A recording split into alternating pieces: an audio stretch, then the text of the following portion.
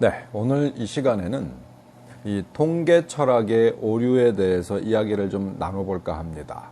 이 통계 철학의 오류 그러면 여러 가지가 있을 수 있는데요. 그 중에 대표적인 예로 민간에서 마치 사실처럼 너무 오랜 세월 이렇게 퍼져 있어서 진짜인 것처럼, 또 어느 순간 긴 세월 그렇게 알고 그렇게 또 행해져 와 있다 보니까 어거지 논리가 형성이 되고 그러는 어떤 그런 몇몇 가지 문제를 한번 짚어보도록 하겠습니다. 제일 흔한 게 삼재죠. 삼재. 이 띠만 가지고 세 개의 띠가 참 너는 올해 삼재야. 너는 삼재 나갔어. 이런 얘기들 많이 하죠. 입삼재, 묶는 삼재, 날삼재 이래서 3년간 재수 없어. 이 삼재라는 문화가 되게 많이 팽배해져 있습니다. 삼재뿐만 아니죠. 이삿날, 손 있는 날, 손 없는 날, 어떤 이런 이야기. 그리고 아홉수, 19, 29, 9살, 29, 19, 29, 39, 49, 어떤 이런 아홉수에 관한 이야기들.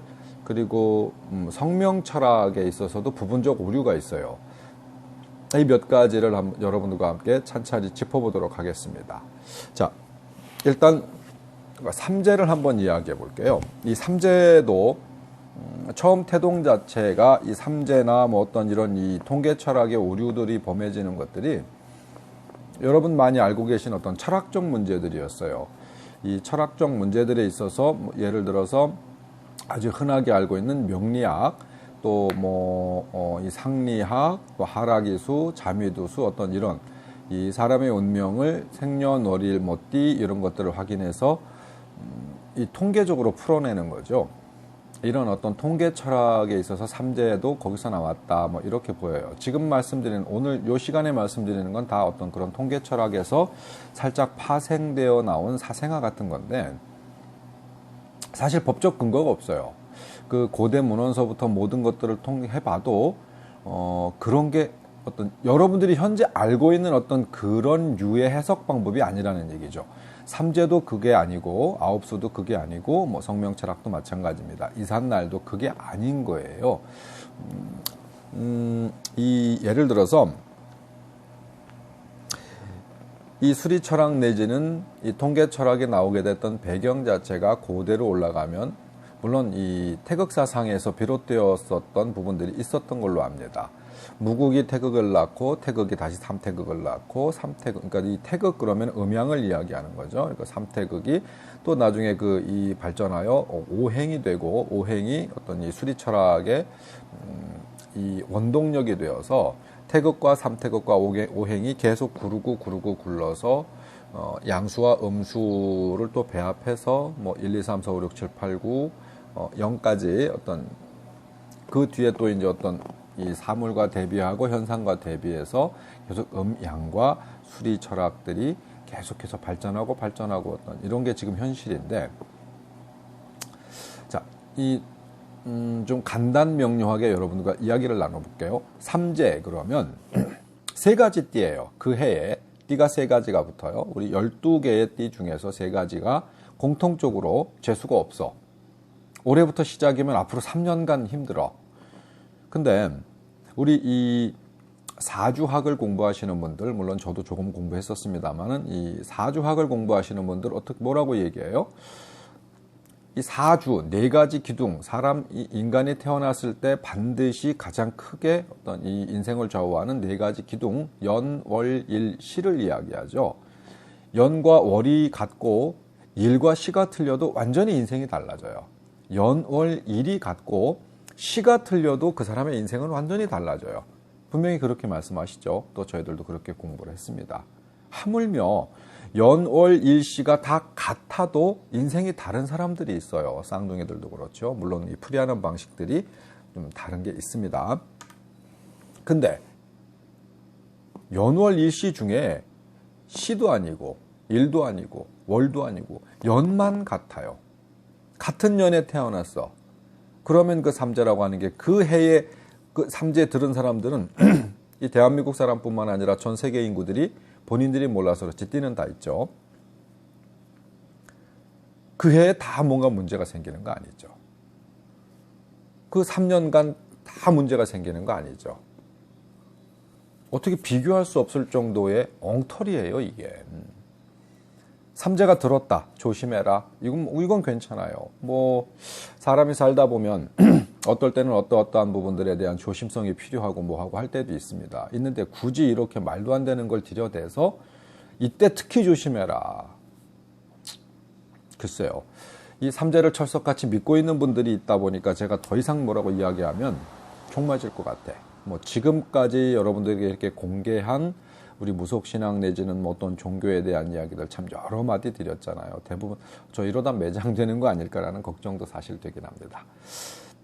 근본적으로 삼재는 그렇게 들어오는 게 아니다.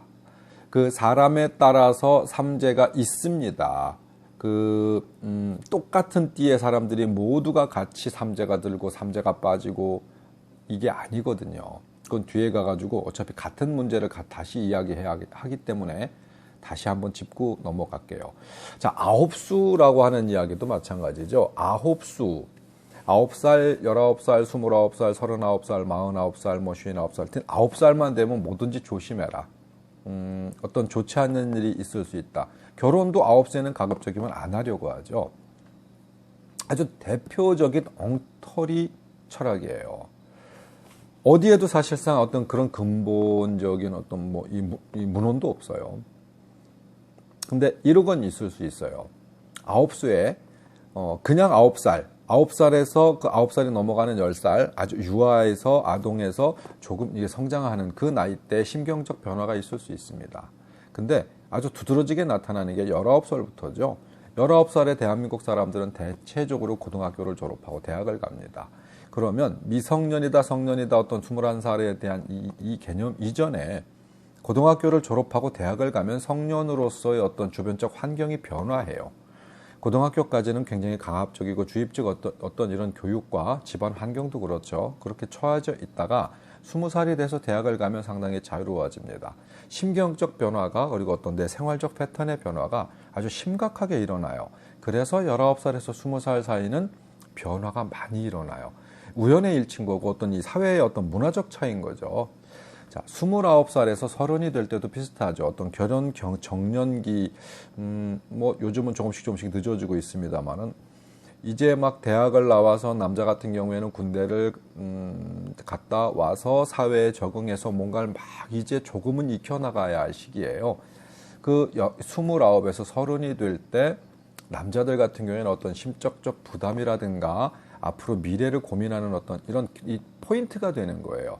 30이라는 나이와 20대와 30대의 차이점은 상당히 크거든요. 30대가 되면서 다짐하는 계기들도 되고 뭔가 어떤 이 사회에서 내가 자리를 잡는 부분, 앞으로 내가 더욱더 많이 이 성장해서 사회의 어떤 사람으로서 내가 구성원 역할을 할 것인지 뭐 이런 것에 대한 고민이 아주 많을 나이죠. 물론 여성도 비슷합니다. 자, 39에서 40이 되면서 이제 지금까지 살아왔던 어떤 세월들에 대한 과거를 한번 좀 되짚어보는 계기가 돼요. 그 나이가 30대 뭔가 잘 모르겠지만 열심히 일을 했어요. 열심히 일을 해서 웬만큼 자리도 잡았고 이제 앞으로 미래를 조금 탄탄하게 다져나갈 만한 아주 묵직한 어떤 그런 무게감을 느껴지는 어떤 그런 시기가 됐어요. 40대부터는 지금까지 갈고 닦았던 것, 베이스로 만들었던 것들을 이제 막 활발히 펼칠 때거든요. 이제 펼쳐서 거두어들이고 축적하고 쌓아야 할 시기가 된 거예요. 그래야 노후를 준비하니까요. 그래서 이 39에서 40이 심경적 변화가 또 일어납니다. 그럼 이제 40대가 되어서 40대가 지나서 49에서 50이 된다라고 하면 요즘 이제 조금씩 변해 가고 있어요. 불과 30년, 40년 전만 해도 이제 50대가 된다라고 하면은 노년층에 가까운 어떤 이런 이 주변적 환경이 만들어지죠. 일할 것도 얼마 안 있으면 정년 퇴임해야 되고 떨어지고 뭐 마땅히 할 게 그렇지 않은 약간 불안한 시기가 되는 거예요. 50대가 되면. 근데 요즘은 시대가 변화함으로써 어떤 이 인간 수명도 많이 늘어나고 60대, 70대까지도 충분히 사회 활동을 할 수 있는 어떤 주변적 환경이 만들어지면서 조금씩 변화하지만 그래도 사회적 문화적 환경 자체가 9살, 19살, 29살, 39살, 49살, 59살 뭐 이렇게 이 9이라는 숫자에 맞춰져서 조금씩 변화를 가요. 그래서 이 9수라고 하는 것 자체가 심정적 변화와 주변적 환경적 변화는 있을 수 있는데 우리가 이야기하는 어떤 이 신의 세계, 영적인 세계와의 결부되어 있는 그 9은 아니다. 해서 뭐 9수에 결혼하면 어떨까요? 이럴까요? 저럴까요? 아무 상관없어요. 전혀 관계 없습니다. 9수로 뭐 안 좋다는데 뭐 아무런 관계 없어요. 9수에 안 좋다는 어떤 미친 새끼가 그런 얘기예요. 그럼 뭐 19, 29, 39, 40 뭔가 잘못되는 사람들이 그럼 그 나이에 수두룩하게 나와야 돼요. 그렇지 않아요? 어떤 그런 것에 대한 이 사회적 이 환경들, 루머들이 이제 너무 오랜 시간 민간에서 많이 횡행해지다 보니까 마치 정설처럼 그렇게. 근데 여기서 하나 저기는 있죠. 그 9이라는 숫자 자체가 아니라 아주 과거에는 이거 제 생각입니다. 그리고 몇몇 문헌들을 조금 공부해 본 바에 제 생각인데요. 아홉이 아니라 원래 아합이라는 이 이야기가 있었어요.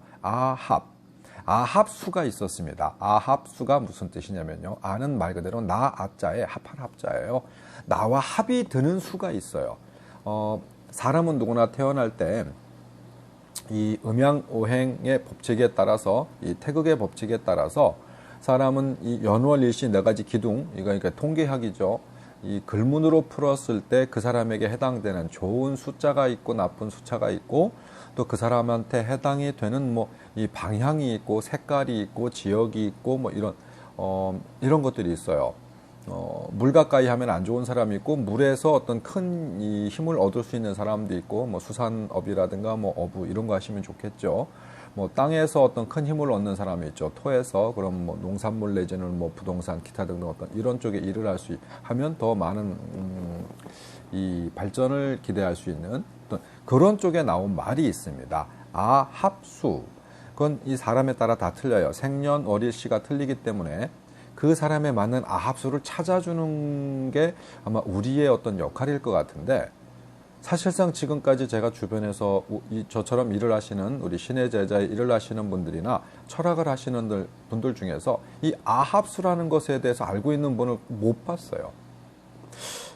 그냥 9수 무슨 말도 안 되는 걸 가지고 막 이상한 논리들을 대비해서 저랑 다툼을 가지신 분들도 있었습니다. 근데 아합수라고 하는 것 자체는 인정할 만하다라고 저는 생각을 해요. 그 아합수는 개개인마다 틀리기 때문에 사주를 풀어서 득이 되는 수와 실이 되는 수 이걸 알려드려서 이 삶을 사는데 도움을 줄 수 있는 부분들은 있다. 이렇게 말씀드릴 수가 있을 것 같습니다. 그러니까 고로 9수가 아니라 9수는 사회적 배경이 만들어낸 어떤 그런 루머고 아합수가 원래의 어떤 이 개인 고유의 넘버였다라고 저는 이렇게 말씀을 드리는 거예요. 그 다음에 우리 이삿날, 우리 달력에도 뭐 절달력이라든가 뭐 어떤 기타 등등 이런 데 보면 이삿날 많이 써 있죠. 뭐 손 있는 날, 손 없는 날 이런 얘기들이 굉장히 많이 써 있습니다. 저한테 물어오시는 분들 많아요. 언제 이사를 하고 싶은데 언제가 날이 좋습니까? 뭐 손 없는 날이 언제입니까? 손 있는 날이 언제입니까? 뭐 물어보면 전 그분들한테 이렇게 이야기하죠. 좀 날짜를 보고서 가급적이면 손 있는 날 이사 가세요라고 말씀을 드려요. 왜? 손 있는 날 이사를 가면 좀 싸요. 손 없는 날 다들 이사들이 몰려가지고 손 있는 날 이사하면 쌉니다. 지금 주변적 환경을 조금 냉정하게 바라보시면 이삿날 언제 이사 많이 해요? 토요일, 일요일 쉬는 날, 공휴일 날 이사 많이 하죠. 왜? 직장 다니고 뭐하고 하다 보니까 평일은 이사하기가 힘들어요. 그래서 주말로 대부분 이사를 합니다. 근데 뭐 이삿날 같은 거 안 보고 가시는 분들이 거의 대다수예요. 그분들 이사 가서 잘못됩니까? 그 이사 가고 다음날 갑자기 돌연사 하신 분들이 있어요. 어쩔 때 한 분씩 있을 수 있죠. 이것과 전혀 관계없이 그렇게 돌아가시는 분은 있을 수 있어요. 근데 혹여나 저희 같은 사람한테 누가 찾아와가지고 그날 이사하면 안 돼. 저희는 그날밖에 시간이 도저히 없는데요. 안 돼. 그날 손 있어. 근데 어기고 이사를 했어. 근데 다음날 죽었어. 이 사람 그거 가지고 이제 아주 대단하게 선전을 해요. 겉봐 내 말 안 들어갖고 사람이 죽었어.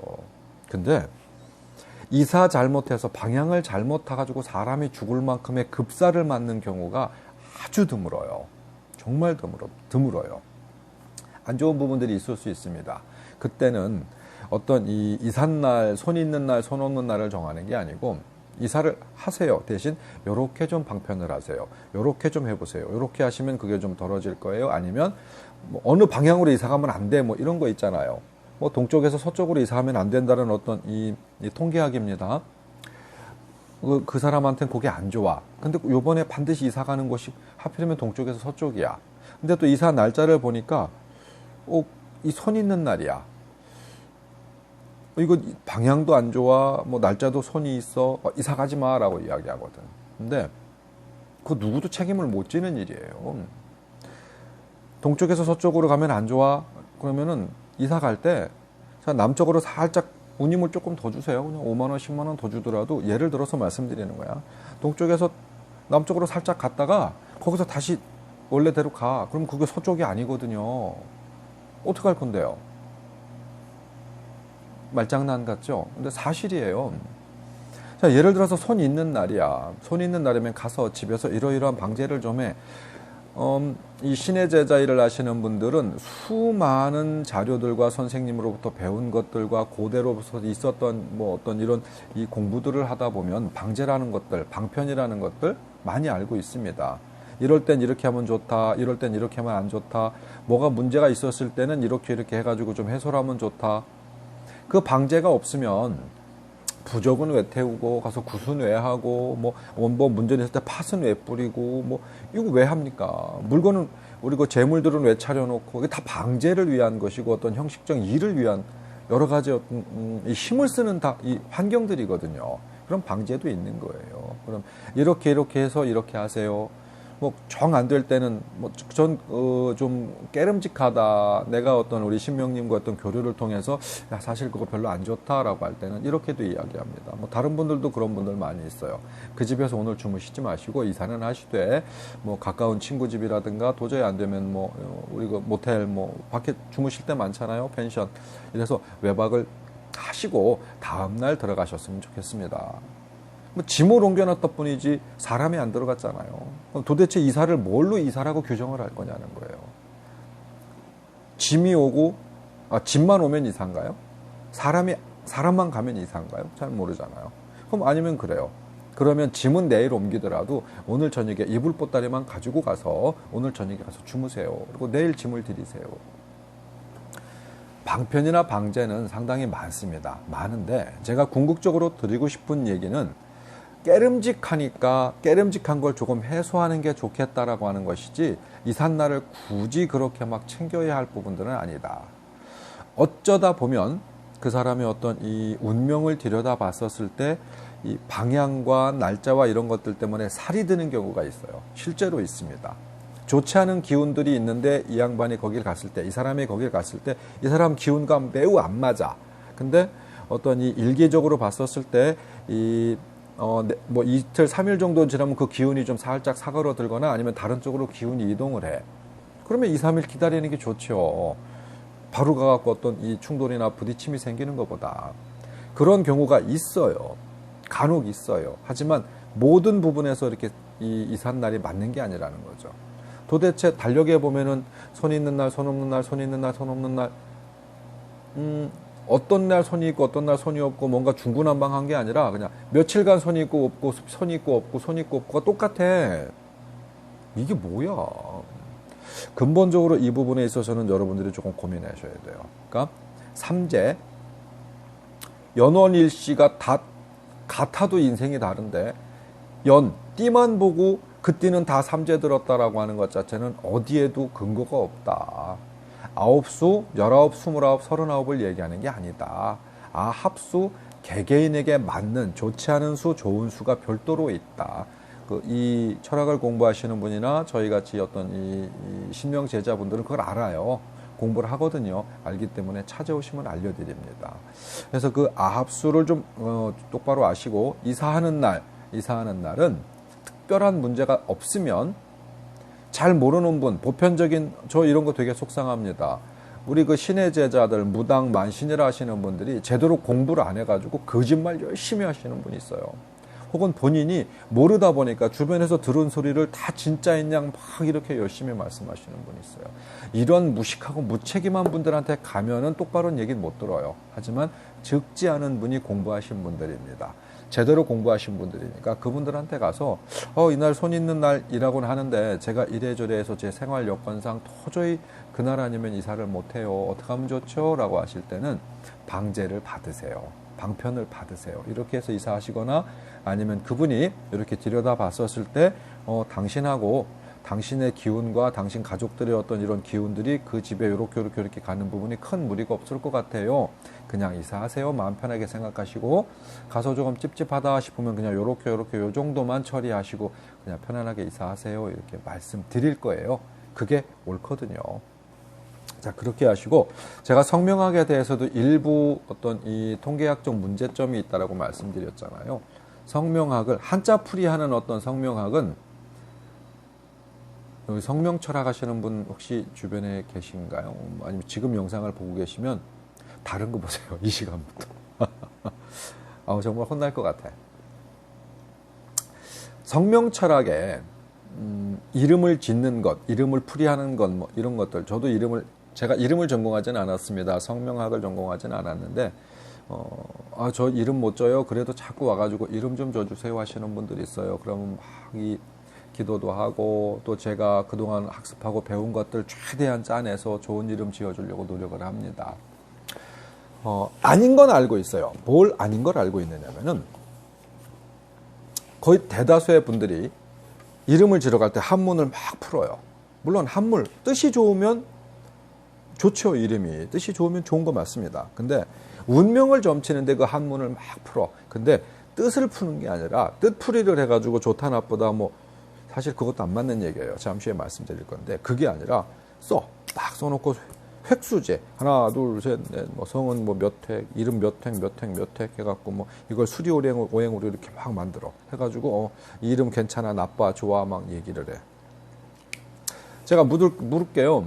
그렇게 이 수리 한자 획수 세 가지고 이름 풀이 하시는 선생님, 이 지구상에 수십억 명이 살고 있는데 한자 문화권이 아닌 나라 사람 이름은 어떻게 풀어주실 거예요? 알파벳 획수 이렇게 하실 거예요? 그럼 되게 애매한 인도말 뭐 아라비아 글자 뭐 이런 거 막 이렇게 막 이렇게 그 지렁이 막 이렇게 엉켜 있는 거 그거 어떻게 하실 거예요? 어떤 게 꺾인 건지 간 건지 풀른 건지 동그라미인지 뭐 가다가 끊긴 건지 알 수 없는 거 그 이름 풀어주시려고 그 나라 말 공부하실 거예요? 근본적으로 말이 안 돼요. 획수로 찍찍찍찍 이렇게 해갖고 이 지구상에 한자 문화권을 쓰는 나라가 몇 군데나 있습니까? 그러면 이 학문은 한자를 안 쓰는 사람들한테는 안 통하는 학문이에요? 그럼 학문도 아니죠, 이거. 제가 드리는 이야기 기분 나빠하시는 분이 있을 수도 있지만 냉철하게 판단하십시오. 이름은 소리로 푸는 거예요. 소리. 이 성경에도 그렇고 수많은 이 성인들 각을 얻으시고 깨달음을 얻으셨다는 분들이 공통적으로 이야기하는 게 뭐예요? 이 우주는 이 세상은 빛과 소리로 만들어졌다라고 이야기합니다. 성경에도 그런 얘기가 있죠. 불경에도 있고요. 몰라서 그래. 그 공부하시는 분들이. 이 세상은 모든 게 빛과 소리로 만들어졌다라고 하는데 그 소리가 그만큼 중요한 역할을 합니다. 이름은 불리워지는 이름은 뜻도 물론 중요하지만 더욱 중요한 게 불리워지는 소리예요. 소리의 이 공명이고 소리의 파장입니다. 이름은 소리오행으로 푸는 거예요. 소리오행. 기역, 니은, 디귿, 리을, 미음, 비읍, 이응, 지읒, 히읗, 키읔인가. 어쨌든 소리로 푸시는 거예요. 그러면 이 지구상의 어떤 사람의 이름도 다 풀이가 됩니다. 중국 사람, 일본 사람, 미국 사람, 아프리카 토인, 뭐 아랍 사람, 어떤 사람도 한글로 안 옮겨지는 이름이 거의 없어요. 그리고 애매모호한 이름이라 할지라도 한글로 발음해서 이렇게 적을 수 있는 이름들 거의 다 돼요. 자음 모음 잘 고민해 보세요. 그러면 됩니다. 해서 소리 오행으로 푸는 게 이름은 맞다. 어디서 근본적으로 어떤 이 저기도 없는 그것 고증할 만한 자료도 없어요. 없는 걸 가지고 막 억지로 자기들끼리 만들어서 뭐 근대 내지는 예전에 굉장히 학식이 뛰어나시고 똑똑한 분이 계셨던 것 같아요. 막 체계적으로 막 책도 많이 만들어냈어요. 그렇게 막 푼다고. 근데 근거는 없어요. 그냥 다 자기 생각이에요. 근거 없는 걸 가지고 사람들에게 마치 진실인 것처럼 막 이렇게, 그건 아닌 것 같습니다. 또 그 이 한자의 뜻이라고 하는 거 좋죠. 뜻이라고 하는 걸 굉장히 좋은데 문제는 뭐냐면은 불리울 때 본인의 이름, 한자로 뭡니다라고 말해주기 전까지는 그 사람이 이름만 듣고는 홍길동 그러면 홍길동 한자로 무슨 길자에 무슨 동자를 쓰는지는 몰라요. 모르면 뜻을 몰라요. 그게 무슨 힘을 씁니까? 힘쓸 수 있는 방법이 없어요. 이해하시나요? 순수 한글 이름이라고 하면 뭐 의미를 알 수 있겠죠. 이름은 그냥 고유 명사입니다. 홍길동, 길동이라는 어떤 이 홍길동의 특별한 의미가 부여되는 게 아니에요. 그를 나타내는 고유 명사입니다. 다만 이 사회적 배경 그리고 어떤 그 시대적 어떤 이 문화상 이 상에서 이름이 개똥이야. 개똥. 진짜 개똥 같죠? 어떤 대학 교수 이름이 김개똥이야. 본명이. 그러면 어떤 이 사회적 문제가 있겠죠. 어떤 이런 그 시대적 문화나 주변 환경들을 봐서 부르기 좋고 기억하기 좋은 어떤 이런 이름이 좋은 이름입니다. 근본적으로 거기에 소리 오행, 음양 오행을 풀어서 더욱더 좋은 어떤 그런 이름이라면 금상첨화죠. 이름은 그렇게 짓는 겁니다. 한 말씀만 더 드릴게요.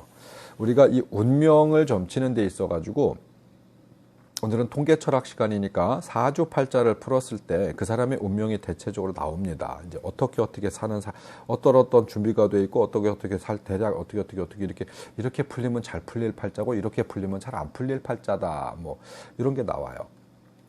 그러면 이름이 차지하는 요소가 성명 철학하시는 분들은 이름을 어마어마하게 생각합니다. 이름에 따라서 막 인생이 확 바뀐다고 막 이렇게 거짓말을 열심히 하세요. 그래서 어떤 사람이 왔었을 때 이름 너 바꿔야 돼. 그래서 굉장히 비싼 값을 받고 이름을 팔아먹어요. 이름이 바뀌어서 그 사람이 어떤 인생이 바뀌는 확률이 얼마나 있느냐? 거의 없어요. 한 1000사람쯤 이름을 바꿔줬을 때 몇 사람 있을까? 인생이 바뀔? 근데 또 그 사람조차도 이름이 안 바뀌었다 하더라도 그 이름을 계속 쓴다 하더라도 그냥 인생의 터닝 포인트를 맞이해서 뭔가 삶이 변화할 만한 충분한 여건을 갖춘 사람들이 많습니다. 그러면 본인이 알게끔 이름 하나 바꿨더니 내 인생이 확 바뀌었어. 이거 본인이 알만한 어떤 이런 변화를 가질 만한 경우 거의 못 봤다. 근데 아주 간혹 있습니다. 어떤 간혹이냐면 사람이 인생을 어떤 이 팔자를 숫자적 비교를 했었을 때 100을 만수라고 봤었을 때 어느 한쪽으로 이렇게 갈 확률이 80% 90%야. 근데 이름이 어떤 작용하는 건 제가 생각할 때는 이 100% 중에서 뭐 한 2, 3% 많아야 4%, 5% 이상은 차지 안 할 거라고 생각해요. 그렇게 저는 알고 있습니다. 근데 89%, 90%인 사람한테 2%, 3%더 붙여줘 봐야 무슨 관계가 있어요. 이름이 좋지 않아. 근데 저 사람은 잘 될 확률이 90%야. 근데 이름이 별로 좋지 않아. 한 3% 빼. 그럼 87%예요. 이름이 굉장히 좋아. 저 사람 안 될 확률이 뭐가 바닥으로 갈 확률이 90%야. 근데 이름이 굉장히 좋아. 3% 빼. 그럼 아주 안 좋은 쪽으로 갈 확률이 87%야. 얼마나 차이가 있어요, 그게. 살면서 거의 모릅니다. 단 사람이 이런 경우가 있어. 운명이 팔자가 49대 51인 사람이 있어요. 100에서 좋지 않을 쪽으로 갈 확률이 51, 좋은 쪽으로 갈 확률이 49. 그럼 이름으로 좌우가 돼요. 2, 3%지만 좋지 않게 갈 확률이 있는 쪽에 좋은 이름을 붙여주면 좋은 쪽으로 갈 확률이 높아지고. 이 운명이라고 하는 것 자체는 여러분들이 조금 이해하셔야 될 부분이 49대 59 그러면은 뭐 비슷한 확률 아니야? 이렇게 생각하시는데 그거 아니에요. 운명이라는 거는 선거와 같습니다. 49대 59 그러면은 51이면 성공자고 49%면 패배자예요. 운명이나 이 확률론 그렇습니다. 비슷하게 가는 거 아니에요. 우리가 항상 매번 매일매일 뭔가 선택의 기로에 씁니다. 아침에 눈 떠서 출근할 때는 선택의 기로가 아니죠. 갈까 말까 이건 이상한 사람들이 하는 생각이죠. 하지만 예를 들어서 뭔가 일을 하다 보면 점심에 뭐 먹을까? 짜장면 먹을까? 짬뽕 먹을까? 선택이에요. 이걸 할까? 저걸 할까? 이걸 할까? 저걸 할까? 이런 어떤 선택의 길이 계속 매일매일 나타납니다. 매일매일 나타나는데 결정적으로 자기 인생의 중요한 부분들이 딱딱딱딱 있었을 때는요. 이렇게 가나 저렇게 가나가 아니에요. 이렇게 갈 때하고 저렇게 갈 때하고 인생은 완전히 바뀝니다. 그런 선택을 상당히 많이 자주 하고 있어요. 그게 49대 51입니다. 결정적으로 그 사람의 인생을 최종적으로 놓고 봤었을 때 아무리 노력해도 안 되는 사람, 그러면 나쁜 쪽이 99가 아니에요. 대충대충 설렁설렁 했는데도 잘 되는 사람이 좋은 쪽이 99가 아니에요. 그 사람의 어떤 삶을 살펴보면은 선택의 기로 내지는 어떤 운명적 기로에서 이 사주 내지는 그 사람의 어떤 운명을 한번 스캔을 해서 본다 그러면은 49대 50일 확률이 있는 사람들도 상당히 많다. 적지 않게 41대 59가 있다라는 얘기입니다. 이해하시나요? 뭐 조금 헷갈리실 수도 있습니다. 헷갈리실 수도 있는데 그럴 때는 이름이 그 사람의 운명을 좌우해 줄 수 있는 어떤 이런 역할이 있을 수 있다. 그러나 대체적으로 뭐 100이면 99명 아니다. 그냥 저는 1000이면 999명 정도라고 생각할래요. 그들은 태초에 이름을 받을 당시에 그걸 운명으로 받았습니다. 성은 하늘로부터 부여받은 거다라고 이야기를 많이 하죠. 성은 내가 선택하는 게 아니에요.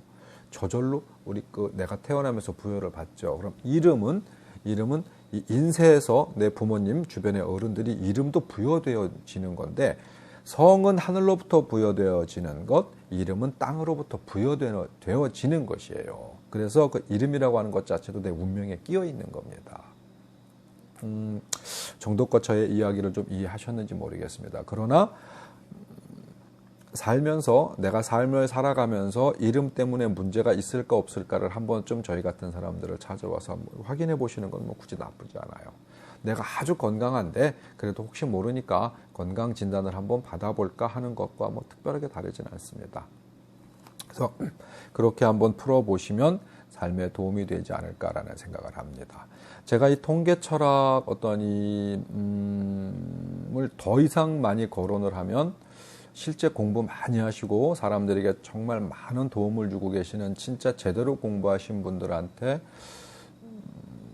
어떤 흠이 될 수 있는 혹은 제가 실수할 수 있는 어떤 이런 부분들도 있어서 더 깊이 말씀드리는 부분은 좀 삼가할까 합니다. 하지만 제대로 공부하지 않으시고 공부한 척 하시는 분들한테는 일침을 가하고 싶어요.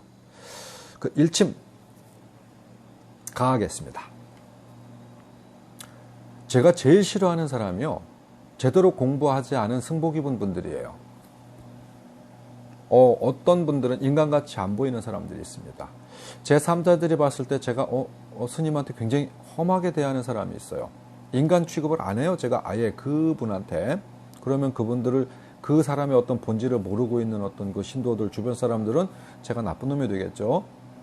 근데 그 사람의 본질을 들여다보고 나면 아마 침뱉을 수도 있습니다. 왜 승복을 입은 사람을 가장 기분 나쁘게 생각하느냐? 그러면 스님을 다 매도하는 게 아니에요. 스님 같지 않은 스님이 있어요. 그런 사람들은 보편적 사람들에게 정말 많은 실수를 일으킵니다. 저 같은 사람들, 말 그대로 점쟁이죠. 점쟁이라 사람들이 그냥 폄하해요. 저를 잘 모르는 사람들은 이렇게 눈 아래로 많이 깔고 봐요. 그런가 보다 하고 저도 인정하고 말아요. 저와 오랜 시간 함께 하면서 인생살이의 어떤 동반자가 되는 사람들 같은 경우에는 나름대로 어떤 저에 대한 인격을 존중해 주지만 보편적으로 만난 사람들은 그냥 일개 점쟁이야. 그런데 제가 예를 들어서 머리 깎고 승복을 입었어요. 머리 깎고 승복을 입었으면 일단 대하는 태도가 달라집니다. 스님 그러면 보편적 사람들 스님 그러면 저희들은 훨씬 대우해 주거든요. 그 사람의 본질을 보려 하는 생각은 안 합니다. 그냥 일단 믿고 보는 경향이 있어요. 스님 그럼 일단 믿고 봅니다. 거기에 그래도 작은 암자라도 절을 하나 소유하고 있으면은요 더 합니다. 스님들이 철학하시는 경우들을 상당히 많이 봐요. 스님이 사주를 봐주고, 스님이 뭐 운명을 봐주고, 스님이 뭘 봐주고, 스님이 부적을 쓰고, 막 이런 사람 참 많이 봐요. 많이 보는데 죄송합니다만 공부 안 한 스님들을 너무너무 많이 봤어요. 차라리 무슨 철학관, 무슨 운명 뭐 상담소 이렇게 그 시내 그 붙여놓으시고 철학하신 분들은 있잖아요. 대충 공부하신 분들이 거의 없어요. 왜냐하면 대충 공부하면 뽀록 나잖아요. 그러니까 실제로 정말 공부를 많이 하셔서 철학관이라는 이 간판을 붙여놓고 손님들을 맞이하시는데, 절이라는 거 하나 자체가 그냥 모든 게 커버가 돼버려요. 그래서 대충 공부하고 저랑 대화하다 보면은 세상에 돌머리도 저런 돌머리가 없고 무식하기가 하늘을 찌르는 어떤 그런 스님들이 너무 많았어.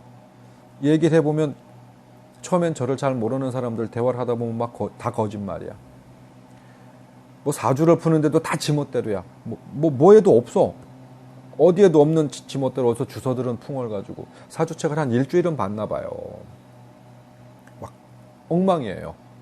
뭔가 풀이를 해. 이름도 풀이한다, 뭐도 풀이한다, 뭔도 한다, 뭐 부적을 쓴다, 뭐 한다. 제가 그런 분들을 참 많이 보았습니다. 실제로 종교 활동을 정말 존경스럽게 하시는 스님들도 많지만 승복 입은 무당들을 많이 봐요. 승복 입은 점쟁이들을 많이 봅니다. 그것도 덜 된 점쟁이, 덜 된 철학자들을 많이 봐요. 그래서 내가 그분들한테 일침을 가하고 싶은 거예요. 공부 똑바로 해주세요. 해서 당신들을 찾는 사람을 우롱하지 마십시오. 당신들 말 한마디에 그 사람들의 어떤 인생이 잘못될 수도 있고요. 아유, 이런 얘기하면 네, 태을법사의 천기누설 허튼 소리. 오늘은 그냥 통계철학의 오류였습니다. 삼재 이삿날 아홉수 성명철학의 그 부분적으로 있을 수 있는 오류에 대해서 말씀드렸습니다. 고맙습니다.